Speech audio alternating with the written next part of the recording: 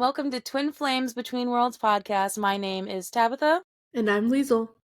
and welcome back to our fourth episode of our spoiler foreshadowing Court of Thorns and Roses. So, yay, welcome back. So in our main talks, we just talked about chapters 16 through 21 and about Cal and Mai. Of course. Oof, that was a time. I feel like people are gonna get sick of us talking about. Probably, but it's an important moment. It is. It's like, well, okay, it's important for the story, it's important for relationships, important for everything. So again, It's important for me. right. So again, I want to reiterate to the people, this is a spoiler episode. So again, if you haven't read the whole series, do not listen to this, or if you do, okay. So yes, we will be so our topic for this week is about Tamlin. Oh, this is gonna be R.I.P. Not dead. He's not dead. He might be dead to us, but we have been waiting because I feel like in this whole section, I've had to kind of keep specifically, Lisa. I'm going to call you out on a tight leash in terms of like, yes, we understand Tamlin gets worse and worse as the story progresses, and so this is our time to talk about it. But we got to remember for the people that haven't read the first book, it's like we loved him back then. So yes. It always starts. I think for everyone that reads, most people that read, it starts off with love and Tamlin, and then by the end of it, it's like we're gonna kill him. We're gonna kill him ourselves. it's every hindsight relationship though, because True. when you're in love and you're in it, you don't see it, and then when you like take back and look at it, years later, you'll be like, why the fuck was I in that? So I guess overall, talking about him in the first book, that's what the whole seasons are for, but I think I loved him for the fact that, and I kind of said this in the first episode, he wasn't that typical male protagonist that was the asshole at first. Like, usually in most of the fantasies, he'll, like, talk shit to the woman, or it's kind of like a bully romance in terms of underestimating the woman and, kind of like trash talking her, and then, but That comes secretly, later. right? but then secretly likes her, and then, won't say his feelings until the end. Like, Tamlin, granted, part of it was because of the curse. Mm-hmm. So we got to remember that part of the reason why he was being nice with her at the beginning was because he was trying to get the curse to work, and then he just kind of was like, yeah, this flirting thing isn't working. And then decides not to. But I liked him as a character. I thought he definitely was that, it seemed like he was humbled in his power, if that made sense. Mm-hmm. He didn't want his power, but then of course that led to issues because, later on there's like a good balance between being humbled by your power and then fighting it. Mm-hmm. And I think there Because was, sorry to interrupt, there was like another thing as well, which of course we'll get into when we move on to the other books, of the fact that because he didn't want his power, and we learned that he spent time in his father's war band, like he wasn't actually like necessarily trained for taking on this title. And yeah. so that like not wanting to do it combined with not really knowing how to do it, does not make a good combo. Yeah, and I guess again, perfect Sarah making it seem like not a red flag right away. It's like, Mm-hmm. oh, in bare bones, oh, that's a humbled guy right there. Makes sense. But then once you start getting into the nitty-gritty and starting to get to know him more, it's like, oh no, that kind of mentality just kind of dooms Mm-hmm. dooms And him. I think, yeah, it did start off good, and of course, like everyone, I started off really liking him. What I liked most about him was the fact that he encouraged Feyre to find her find her own purpose, rather than just having to rely on her family anymore. I really like that he encouraged her painting. Um, me being a creative person as well, for both of us actually. It Right. like Tabby said, she's kind of had to keep me on a shorter leash because I really don't like Tamlin anymore, mostly because I feel betrayed as well. Of like, you started off so good. Mm. Why did you do that? Why? Just why? I totally get it. I totally understand. I totally, so it's like, well, I've also had to, I marinated on this book since 2018, so I'm a expert at this point in being like, oh yeah, you like Tamlin? Okay, like, oh, just wait. Um, Yeah, I remember when we did our first book talk. Well, yeah, kind of throughout the whole book, anytime I mentioned like, oh, Tamlin's like so sweet and stuff, I would say like one certain thing, and Tabby would just burst out laughing, and I would not know why. I'd ask her like, what did I say? And she's like, I'm sorry, I can't tell you. It's like, what the fuck? I think it's funny though because I'm really good at. I'm actually kind of a good poker face person You are so infuriating when it comes to that, though. because nobody knows why I'm laughing, and then even when she did find out, it wasn't that it was necessarily funny. It was that, oh shit, she just doesn't know yet.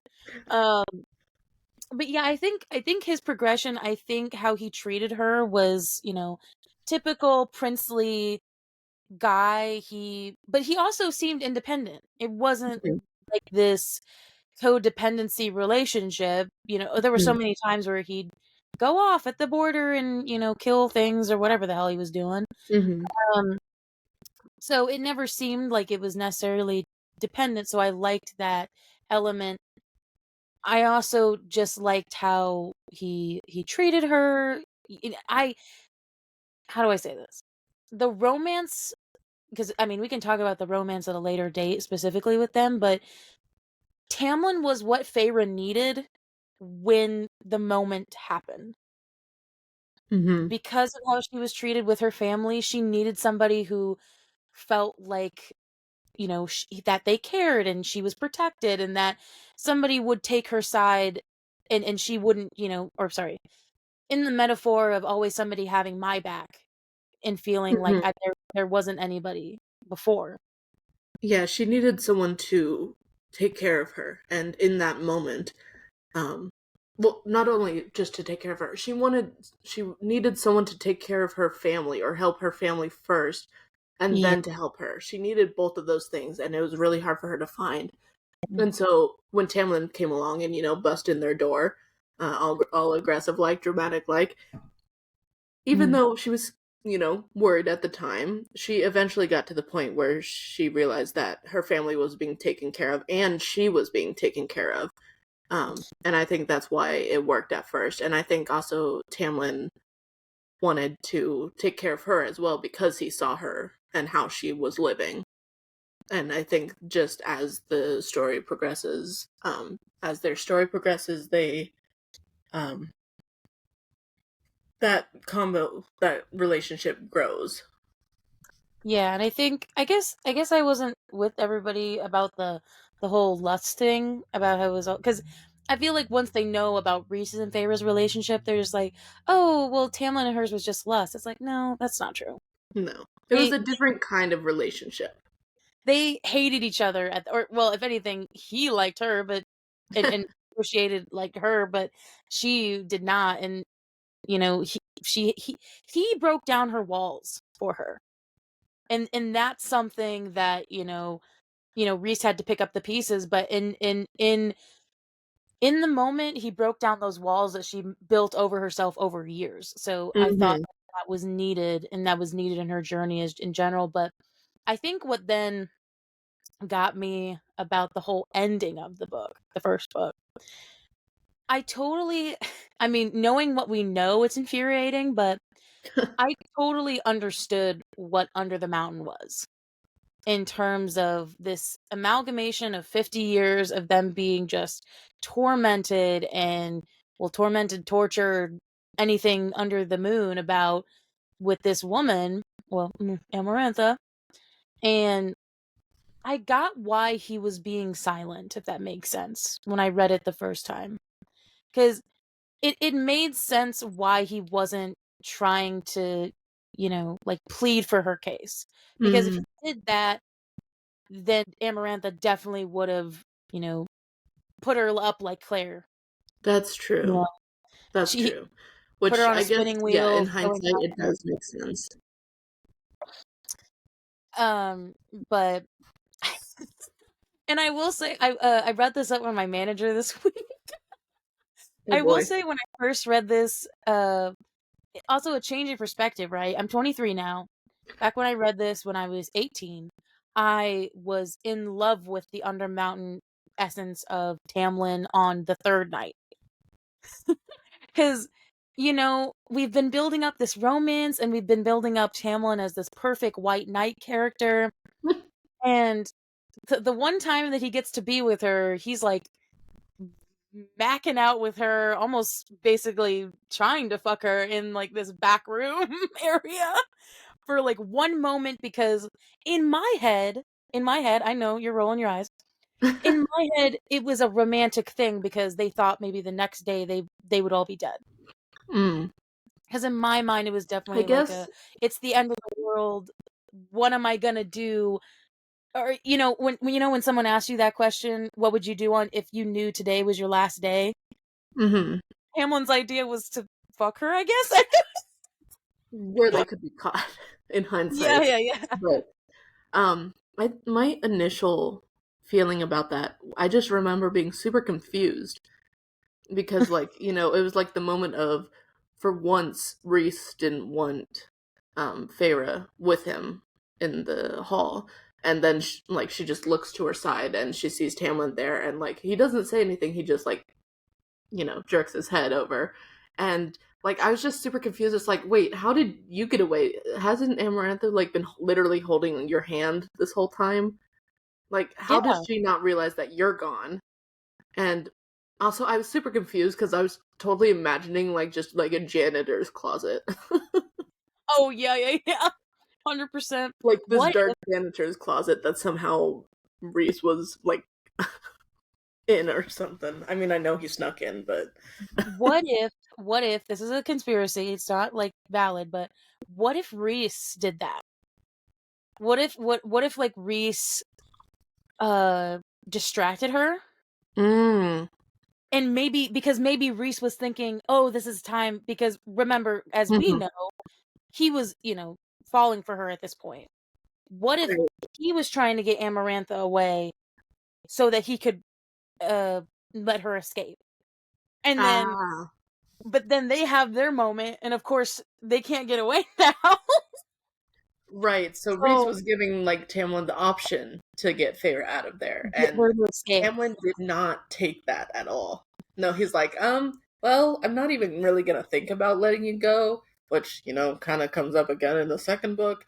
I'd rather just fuck you. What's infuriating actually. And then again, now that I'm 23 reading it again, it's infuriating because Tamlin as a character, right? He's supposed to be loyal. Hmm. And so actually I think this was my dad who brought this up, believe it or not. Um Really? so my dad finished the book, by the way. Oh, good Uh for him. and he's so excited to read the second. um Good. but That's the reaction we want. but he brought up a good point of, okay, so he cared. So his bullshit reasoning for not saying anything with Pharaoh was because he didn't he didn't want Amarantha to see how much he cared, right? Hmm. Then why the hell was, because when Lucian was getting all that stuff happening to him, Tamlin was like pleading for his life at every second. True. You know, that's kind of a catch-22. Is it why were you, is it the bros before hoes mentality maybe? Like, Honestly, that's sometimes what it feels like, but other times the way him treats Lucian just feels like just Tamlin feels like he needs to be on his own. And that gets brought up in the 3rd book because remember, like, with the whipping with the Mm-hmm. one guy with the sentry? I forgot, and it wasn't a red flag until I reread A Court of Thorns, but he whips Lucian. Oh, that's right. Tamlin He did have to do that. he whipped Lucian 20 times. Amarantha, quote, unquote, "made him do it." That was where I was like, again, when I reread it, I was like, "Dude, Tamlin, there's always another option." I think Tamlin's biggest character flaw is he thinks that there's only one road, Yeah. or he thinks that there's 2 options, either the good one or the bad one. Right. And he doesn't find a middle road. And so he whipped his best friend. And obviously in the heat of the moment of Under the Mountain, nobody really thought about it. But then Mm-hmm. thinking back on it, it's like, holy shit, that's traumatic for both of them. Mostly Lucian, but And Lucian is like super close with the sentries and stuff. Like he was Mhm. really close with Andreas at first. That's why he took over. Well, partly because it was his duty, but also his honor to take over Andreas's shift and patrol. Um, Yeah. and so the fact that Tamlin had to whip Lucian and then uses that as the same punishment on the sentry, um, and just had Lucian watch, and of course, I mean, there was the whole situation because we were in Favor's perspective of Favor like just backing into Lucian and like Lucian being like there as a support for her. But I also feel like that could have been like Favor being support for him, Yeah. because Lucian was super like sus of Feyre also at that Yeah. time. He still knew that she cared, Yeah. even if he didn't trust her necessarily about Mm-hmm. what was going on. He trusted about, not condoning somebody innocent getting whipped out of nowhere. But yeah, Right. so I think Under the Mountain I didn't see coming in terms of how I thought, because it definitely paints that picture of, the hero and the heroine one, they're gonna ride off in the sunset and be together. Then getting into Akamath, Mist and Fury, I dude, that was so traumatic and so like, or especially if anyone's been in a emotionally or, in worst case, a physically abusive relationship, Mm-hmm. it's just such a trigger. The fact that I could count on, multiple hands. She was having nightmares in the middle of the night, and so was he, but he didn't get up with her when she was throwing up. He just kind of let her be on her own. As Uh, if like turning your back to that, as if ignoring it will make it go away. or yeah, I whatever mentality he was thinking, he's like, "Oh, maybe she was embarrassed. I don't want her to feel like she's embarrassed with me." It's like that's not what a lover would do. No. Just kind of like looking away from it. Um the fact that the whole party situation in terms of, Mm-hmm. you know, changing, because again, we have to remember that, oh god, okay, so you don't probably know this reference. Do you know Love is Blind? No, I've heard of it, but no. Basically, it's a show. I mean, probably some of the audience knows it, but okay, trust me, there's a point. Love is Blind is basically the premise of the show is you fall in love with a person without necessarily seeing them, and Oh. then it's an experiment to start adding real world elements like physicality, friends, family, work, Mm. working together. So, right, you go from A Court of Thorns, where it was literally just Lucian, Tamlin, and Feyre, a Mm-hmm. very bubble-esque scenario where running the kingdom wasn't a thing because it was in turmoil, and so they all it was them and their relationship, so they could work on it. Right. Then as you move, it's almost like that show where you start adding in other elements, and that's Mm-hmm. when things start to crumble. Yeah. Because he added trying to get his court back into, you know, after the disrepair of Amarantha, adding the trauma onto both of them, but also him in terms of his responsibilities. Uh, Mm-hmm. and then trying to quote unquote get things back to normal in terms of, courtiers, dukes, duchesses, the nobility. It it added so much strain to their relationship that's why that ended, Yeah. because Tamlin couldn't multitask worth a damn. It was, And it didn't seem like he wanted to either. yeah, It it's definitely all felt like he treated Feyre very much of like, well, I won her. Like he literally treated her like as a trophy wife. Like he's like, I won. Uh so now like she's just expected to do whatever I say or just like be there whenever I want her or whatever. And it's like like if that's not healthy. Feyre stayed with Tamlin, I feel like she would have ended up like the Autumn Lady in like a really Hmm. bad way. That would have happened Yeah. because Tamlin has this sort of singular, almost like horse blinded mindset. He's like, because he never learned how to be a High Lord, he expects it like it's some cookie cutter thing. Right. We have to do this. We have to, you know, and we can talk about the tithe. But all these other elements, you have to be a lady. We have to get married in a certain way. We have to, what was the other thing? You have to like go with me to these court functions, and you have to sit with Hmm. me while the brides go. So many rules going on, and especially him forgetting that she just died, right? She just turned from Literally. a human woman to a fey creature. Hmm. He doesn't know any of the politics, doesn't know anything about the norms that are supposed to go on. He just thinks it's such one way. Which And also, speaking about that transition, if we go back real quick to the end of the first book, Tamlin, like after she died, he just wasn't really hanging out with her. He was like showing her off to everyone and just talking with everyone. And then, from Favor's perspective, it's like he finally noticed that she was feeling off. And then they literally go back to the room and fuck. It's like, what the fuck? oh yeah, so That's not and what that she was needs. yeah, so also their relationship, I guess, like in the beginning, and we can talk about this more when we're in our like specific one about that, but you brought it up, Liesel, with me. It was so eloquently, said. Their it was kind of like in this weird like unorthodox way. Like sex was their main thing. They were Hmm. great at it. It was good. That was their way of communicating. Obviously, But it wasn't actually communicating. it wasn't like it was just it was his way of apologizing without actually saying it verbally. Yeah.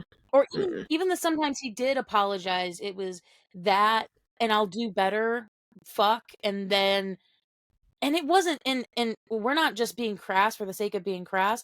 It wasn't making love then. No. It was definitely like a I'm sorry fuck and then moving on.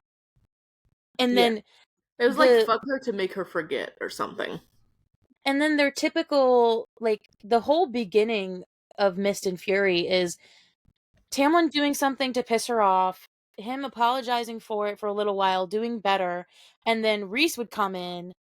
And then as soon as she got back from Reese after the week, it would go downhill. And every single time that happened, it everyone got worse and worse. Like I Hmm. think the first time that I started questioning Tamlin, like questioning, I gave him the benefit of the doubt for like maybe 5 chapters. Hmm. And it wasn't until that first time she got back. The first time she got back from Reese's, he they were all in his study, and instead of this is the first time they've been away since Under the Mountain. First time they haven't been in each other's vicinity. Like, and if you could expect as somebody who's in love with this person who did die, and you watch them die, to just sit her down and say, "Oh no, I need the details about my enemy's haven." It's like, Right. are you gonna ask me if I'm okay? Like, are we gonna actually maybe talk and sit down first? That's totally like a fucking difference between Reese and Tam. That's literally what I was gonna say, because then when we flash forward to ACOWAR, when she comes back after going to the spring court, he obviously wants to know what happened, but he's letting her do what she needs to do. Hey, I need to take a bath, I need to like get situated, and then he's Hmm. like, oh, I'm gonna, ravish you or something. And then do what they do, and then they talk about it. Yeah. They like appreciate that they're finally back together after a month. Mhm. And so that's when I definitely started doubting Tamlin, and of course, when he bursts at his study and just evaporates everything, and she puts her shield up, Those were so fucking toxic. it's like that's where it started moving to abusive. I mean, obviously Mhm. Tamlin never physically hit her, but he might as well have. Yeah. And he always kept using the excuse of, well, my anger just gets the better. That's like, says every abuser ever. Mhm. That's not a fucking excuse. It's Like, like, "Oh, yeah, sorry, I can't control it." Well, why don't you fucking try? yeah, it just fucking annoying. Anyway, so now you're starting to see me come out, and obviously Yeah. Tamlin makes me mad. I don't ever deny that. I just do understand. I can put myself back into the mindset of Feyre when she was going through it the first time. Which you can do Uh, much better than me. that's just God, because it of my is actor so brain. hard for me to, like, hold back on my discussion of Tamlin. So yeah, and so we obviously don't see him throughout the rest of Mist and Fury until the end. Mhm. Well, okay, necessarily we do hear a couple times when Rhys says Tamlin has completely shut off his borders, Mhm. Or when and Lucian arrives and is just like, yeah, he's going insane. which you don't want to hear. But like, I mean, I haven't had too many friends go through this, but I do remember one friend. I mean, it was a friend of a friend scenario, but yeah, like what ended I think what ended up happening was her ex like came outside and did like donuts in her frickin' lawn. What the fuck? Yeah, yeah, yeah, to like scare her. Like in car? Yeah, in a car. Oh my god. So, I mean, I haven't had too many examples of this, but yeah, that's not a healthy feeling, or that wouldn't make me want to come back. No. It's like, hey, come back, otherwise I'm gonna threaten you and keep stalking you and shit. It's like no, and obviously, holy shit, the betrayal. He literally talked the whole time in the first book about how he would stand up to tyranny, how he wouldn't be with slavery. And I don't care what you say, the fact that he even made the decision to go to the King of Hybern and ask for his help was complete bullshit. Oh, No. it pisses me off. Nothing says come back to me and I still love you than going to your sworn enemy and making a deal for property, ownership of property over a person. The person who fucking raised Amarantha to be who she was. The The person that person who raised Amarantha to literally destroy Feyre. it was like, Tamlin, you are so deranged at this point. And actually, you bring up the whole part about the property thing, is that Tamlin was so delusioned in the thinking that that was love. The fact that, and the thing was, he did love her for a time, but then he got entitled to it because he thought that, it's almost like he got so caught up in his revenge plot against Rhys that he's like, oh, there's no way that Feyre would actually like Rhys's company. She loves my company. Why would she actually mind Rhys? But Why don't you anyway, take a fucking look, Tam? it was the interesting thing that I think it was oh god, Varian's sister. Oh god. See, Crusader. Crusade, thank God. Oh my god. I kept wanting to say Sarah Doyle, and I'm like, wait, that's not it. No, no, no. Yeah, so Crusada of the Summer Court, when they were there during Mist and Fury, and she said, "Oh, well, Tamlin has the law right." And they were like, "What?"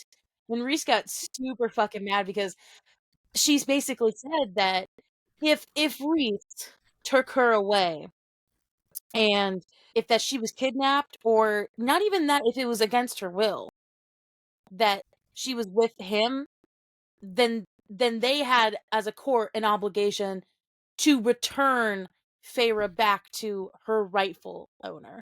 And she said that, and I was like, She is not property. I don't know much about the Fey world, but it's kind of a little sexist, I'm not gonna lie. It is so bad. Which is so much more why I like Reese. Well, one of the bajillion reasons why I choose Reese over Tam. It's like Reese, at least, if Feyre wanted to go back, Reese would have accepted it and let her go. However, if they ever took her away without her consent, he would raise them all to the ground and do everything in his power to get her back. The stars would fall. He would have let Amryn go. That True. would have been early. There He would would be have. no event there. The spring court would be in ruins right now if that was the case. They wouldn't Yeah, even be no, in ruins, they just would be non existent. right. And it's, oh God, it's crazy because, obviously the end of Mist and Fury, like, oh, actually, I think I brought this up in the Lucian episode. The fact during that whole interaction with Hybern, he is again, the horse blinding analogy. Mhm. He is hyper focused on Feyre. He doesn't give a shit about her sisters. Doesn't care all that Ianthe fucking ratted them out, and a member of his court ratted out his love, and um, Ugh, he's not noticing. I don't even think he noticed, like, Lucian found his mate. I think he was so no. hyper focused, he didn't know what to do, I because then think as even soon when they got back and in like the beginning of the third book, I still don't think he noticed that Lucian had a mate. did he ever ask? I don't think he ever No. asked Lucian about what, never had a bro moment, like a Cassian or Az moment, where he said, "Hey, bro, like, you have a mate." And that's pretty wild. That's cool. I can't relate. And I I think, had to honestly, steal mine. actually, Liesel, you bring up a good point. I think Tamlin was so delusioned that Feyre was the chosen one, and I think Ianthe had a part of this. Like, I had a part in this, in terms of Mhm. making him think that the mating bond was going to snap into place. That's why he was so Ah. focused on it, So he was because in he's his like, mind already calling her his mate. whether or not he made up his own. I mean, dude. I mean, Tamlin is powerful in a sense. Obviously, not as much as our boy, but uh, in a sense that, yeah, of course, he's still a High Lord. He's still powerful. I wouldn't be surprised if he fucking saw the mating bond when there wasn't one. Right. So he would tell himself that his mate's been kidnapped by his most dreaded enemy. Which, okay, we do have to, like, say that for one moment. I think that was when I think Tamlin was dead for me. Mm. Hmm. Finding out that Rhys and Tamlin were friends, and that Rhys cared about Tamlin, taught him Illyrian moves, gave him weapons, you know, treated him like a brother, because he never, I mean, again, this was, like, I think a little bit before Cassian and Az, but Hmm. treated him like part of his own. And Yeah. then Tamlin goes and tells his terrible father, not only where his mother and sister, women, and I wouldn't say Reese's mother was defenseless, but I would imagine his sister wasn't either.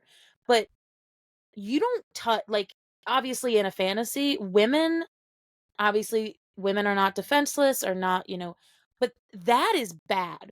And also the fact that Reese had told Tamlin that he was supposed to meet them there suggests that they were also planning to kill Reese, who is the Hmm. son of a High Lord, suggesting they wanted to start a war with the Night Court. And the fact that also Tamlin went with them and didn't give a fuck, didn't try to, obviously he was a kid, but didn't even try to stop these two innocent women And then was being killed. surprised when they came back for revenge. Well, and again, we have to remember, even no matter what Reese's parents, their issues, it was still his mate. It was Hmm. still his lover of sorts. Yeah. And that was an open rebellion, open declaration. And the fact that he never told Feyre and made it seem like Rhys was just this asshole who didn't deserve kindness, it's like, okay, Yeah, clearly Rhys was the bad guy. that is rose tinted Ugh. glasses if I'd ever. And the thing is, Rhys even saved him because his dad was going to kill Tamlin too when they rebelled, Mm-hmm. and he let him live. Because obviously Rhys, because as we know, Rhys respects women, but he didn't know his father was going to kill Tamlin's mother. He didn't know Right. that He thought it because would just be the brothers and the father. that's what Rhys's dad said. He's like, we're not the type of males to kill innocent women. But I guess that didn't really matter to him. I guess that didn't work out. But no, that's where I knew Tamlin was dead for me. And so then, Mm-hmm. ACOTAR going on, I didn't, no sympathy. I, was so heated from the end of Mist and Fury that I didn't care what happened to him at the beginning of the war, the whole beginning section where she's Mm-hmm. pretending to be back. And, you know, the thing is, he was still in his ways even after, he found out she was a fighter, her power. I mean, that's a whole another thing added to their relationship that we can talk about at another time, Mm-hmm. because her power was definitely something he was wanting to keep on the down low because she was Yeah. she was such a diamond and he wanted to keep her, but no. That's not how that works. No, But it's not. he kept it's almost like, a what if scenario. What if I went back and uh she saw the life now she has with Reese. Mm-hmm. It's one of those moments where she goes back to what she did have, and it's like, oh my god, I was treated terribly. It's like, oh Eh, wait, this is what like respect is like? right, right. So the whole beginning, obviously, we don't see necessarily much of Tamlin because it's a lot of, court scheming and the Hybern people coming in, but Mm-hmm. Tamlin lets I mean, obviously that was part of their deal, but he just lets the Hybern commanders come in and Run the place, basically. and again, I mean, we mentioned it, but the whole whipping scene was just harsh because It made me so that mad. well, it was that really good quote of when you heard oh, God, you would probably remember it more than I would, but when the whip Crack of sounded, the it whip. cracked through their respect and the court. Mm-hmm. It literally cracked like a well, it made a crack. The whip made a crack in between Tamlin, Ianthe, Hybern, and then the rest of the Spring Court. Because, and you brought this up a lot, even in the first book, like, Tamlin loved his sentries. He Mm-hmm. made it a huge thing in the first book about how, it tore him up to send them out there. Mm-hmm. Uh, and some of them did get killed by other things. Right. But then frickin' I guess then Feyre came in and he lost focus of everything else and then he thought he was doing everything in his power to keep her with him and Mhm. protect her and keep her from the world all tangled like. It was my favorite quote of Reese's, and it was during Mist and Fury that totally represents Tamlin just throughout these last two books. Mm-hmm. Love can be a poison. He Yeah. says that, and it is so true because that is such a even a real life application. Sometimes people think that they're doing something for love when it's legit just them just I don't want to say going crazy, but Well, it kind they're of they're is. They're doing going something insane. they're doing something for the namesake of love, but it's not. Mm-hmm.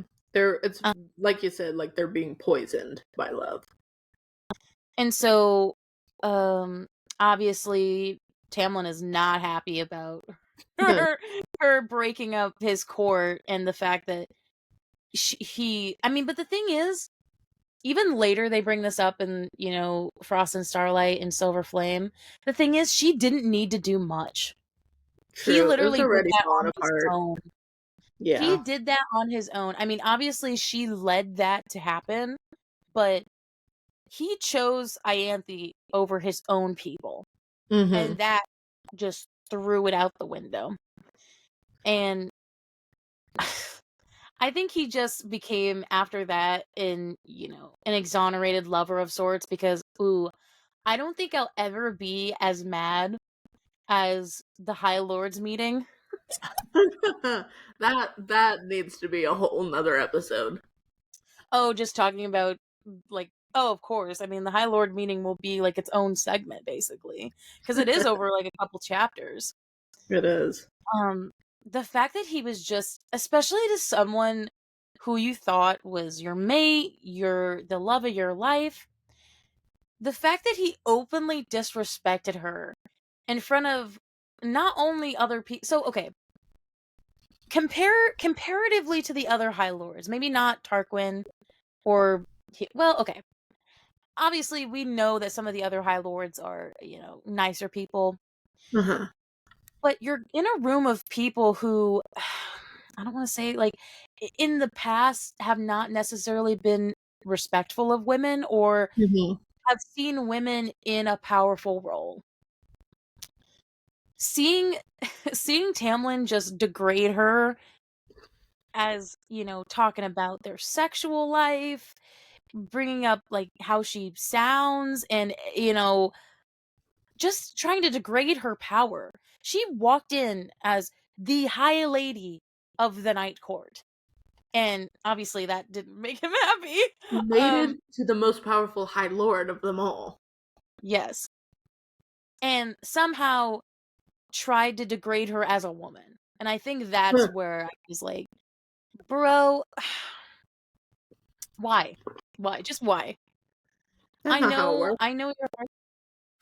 I know you're heartbroken, but the thing is, your own actions led you to that. There's no sympathy for you. There isn't. Mm-hmm. Not from me.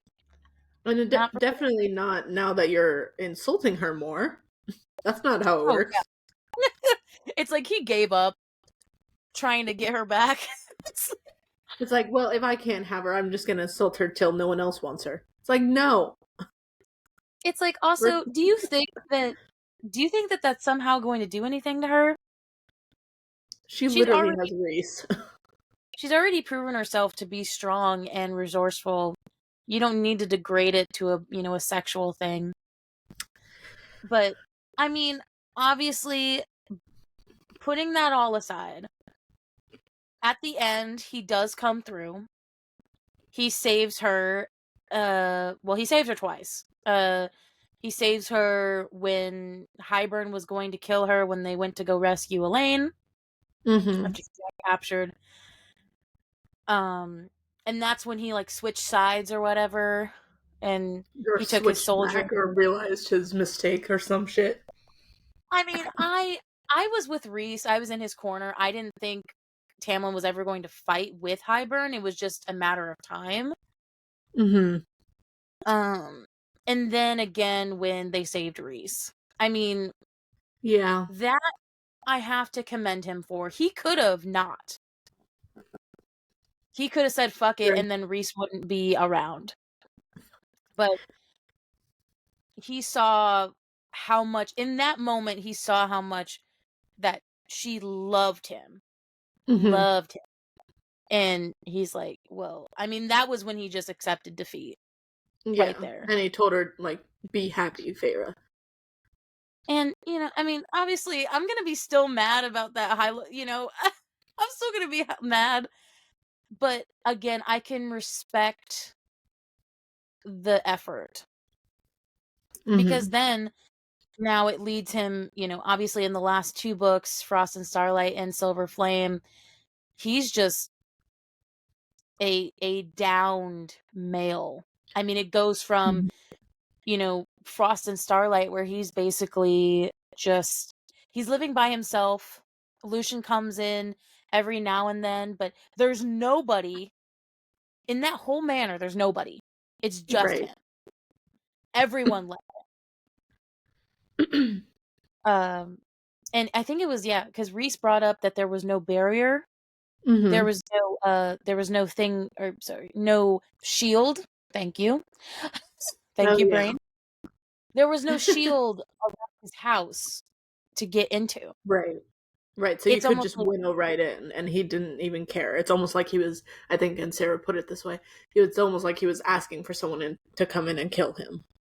and it's like, I mean, no matter how mad I would get at a person, because of course, obviously, murderers, rapists, the like, okay, there's always a line. But Mhm. anybody who just wants to die like that and is just so depressed, I mean, I would never want anybody to feel like that, no Yeah. matter what they've done.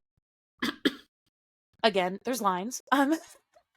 Right, But right, but yeah, it definitely is not a good feeling.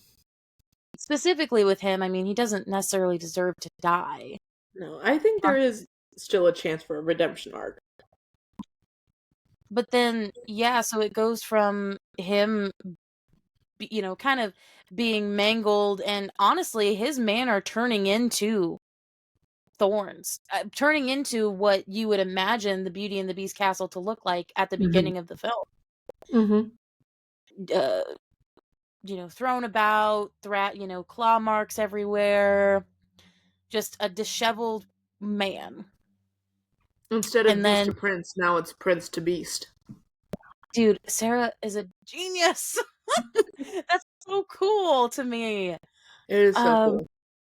and then of course we get to Silver Flame, and obviously it's a cameo, but he's full on beast form. He doesn't even he's apparently to Eris, he's not going around in his quote unquote human form anymore. Mhm. It's just um And like even when he like approaches, Ness and Cass and Eris in that moment, like he doesn't even like transform back into human. He just stays as Beast while talking to them, if you can even call it because talking. that's how he feels. That's how he feels about himself, because he Which thinks I he think doesn't is just also an interesting thing. Yeah, he doesn't. He feels like he doesn't deserve it, but he also seems to feel like he's a monster. He's a monster now. I feel like he's. It's not like directly said, of course, but it definitely feels like he's thinking back on like now having that clarity moment of why did I do that? I'm a monster for doing that. well, and obviously I think, yeah, you're right. His hindsight is coming in. He's like, if I just, I mean, this is gonna sound weird, but if I had just been more like Reese, I would have had Feyre. Hmm. My life would be good right now. But also, I think that's his issue. I think the difference between Feyre and Reese's characters is of course, they need each other in like a lover and friend way, Hmm. but they don't need each other. Right. They want to be with each other. There's a difference between the dependency that he turned into versus their, like, of course, I wouldn't want my lover to die. I'm going to protect my lover, but at the same time, like, I can handle myself, babe. Just to let you Hmm. know. Yeah. So the fact that his life hinges on Feyre, That's that not was his issue. healthy. So I totally agree with you. That's not healthy. That's definitely uh I mean, obviously that was is abuser, emotional abuser, mental behavior.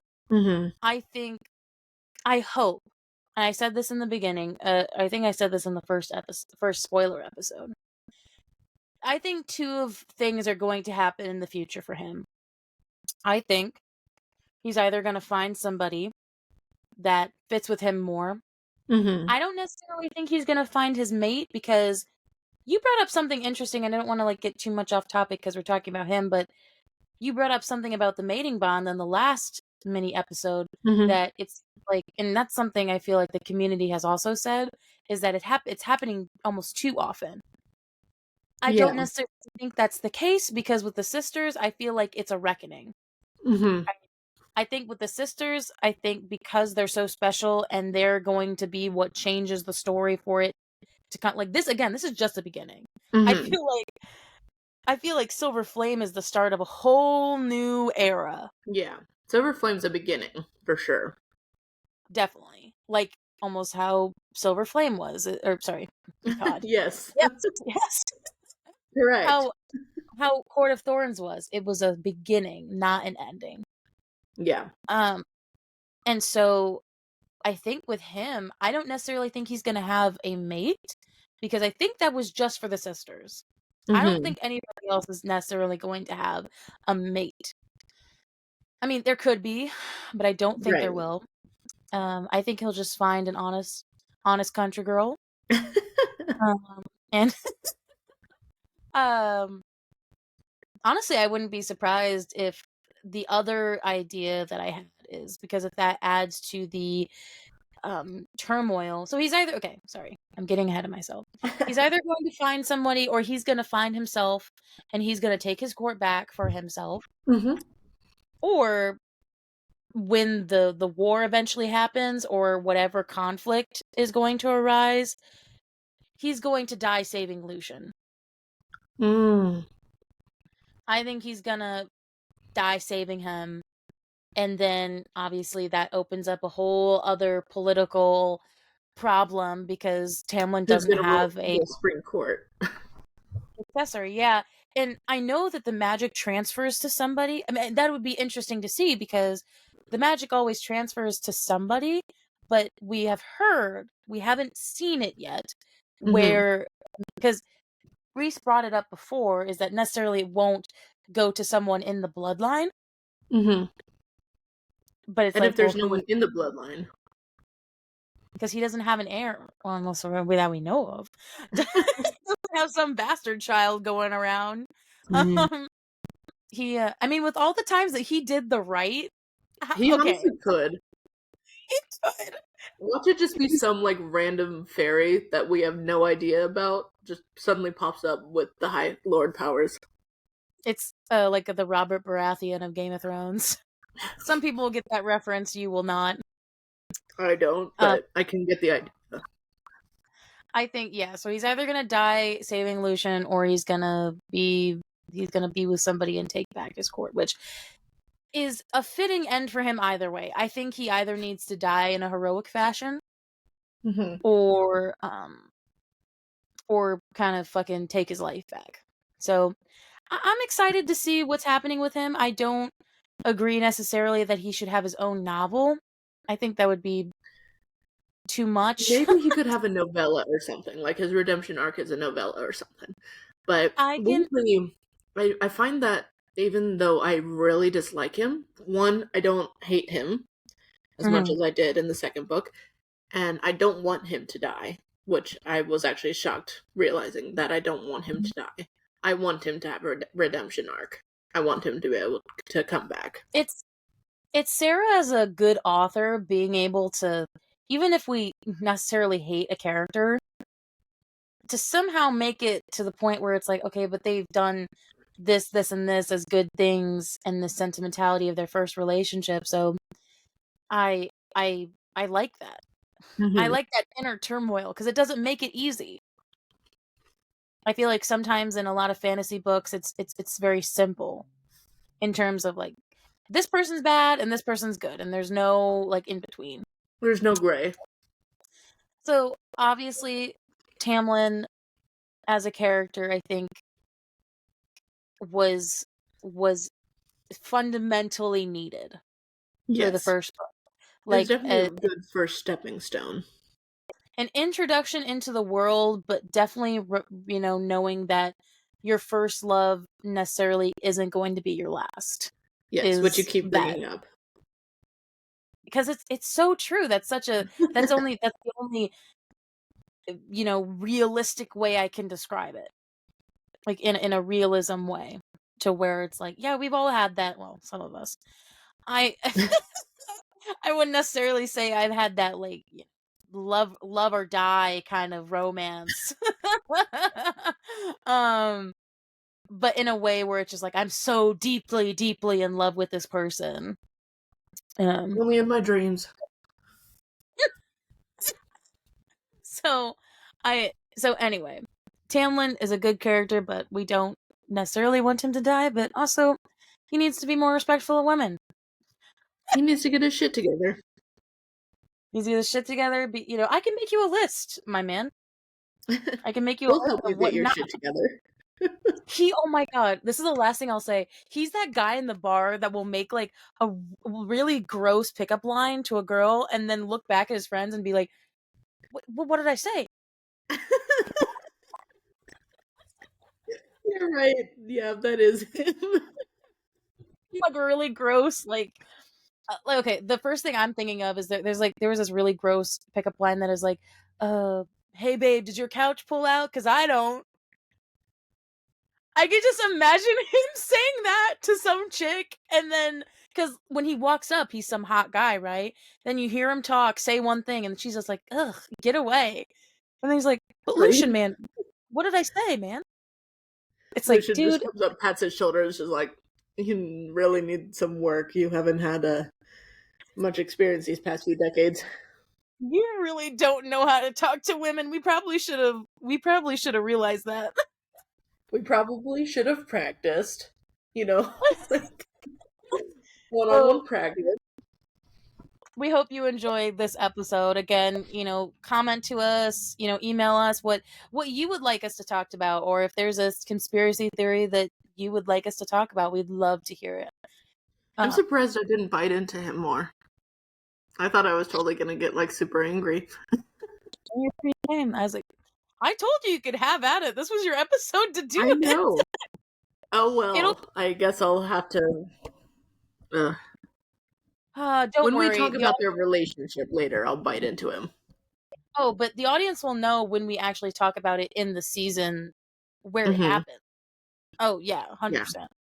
because It'll come out like later. again, I think I'm realizing, after this first talk is like I I don't hate him, so I Mhm. don't really have anything against him as a person. I have something against their relationship and how he treated her. So once we get to that episode, that's where I'll let loose.